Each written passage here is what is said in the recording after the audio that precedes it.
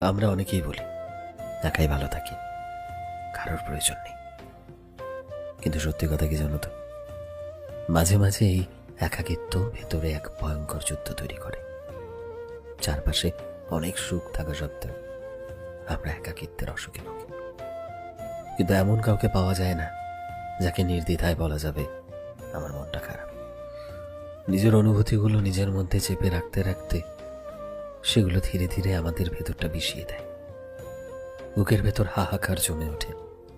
মনে হয় যেন যদি এমন কাউকে পেতাম যার সামনে নিজের ভেতরের কথাগুলো উজাড় করে বলা যেত, তাহলে হয়তো মনটা একটু হালকা হতো। কিন্তু এই শহরে সবাই ব্যস্ত, সবাই নিজেদের স্বার্থের পাশে থাকে, আর স্বার্থ ফুরালে ফেলে রেখে চলে যায়। তাই একাকিত্ব সঙ্গী হয়ে ওঠে। আর একা থাকা মানে শান্তি না, বরং একা থাকা মানে প্রতিদিন নিজের ভেতরের যুদ্ধটা নিজের সাথে লড়ে যাওয়া। শেষমেশ নিজের সাথে নিজের লড়াইটা হয়ে ওঠে জীবন।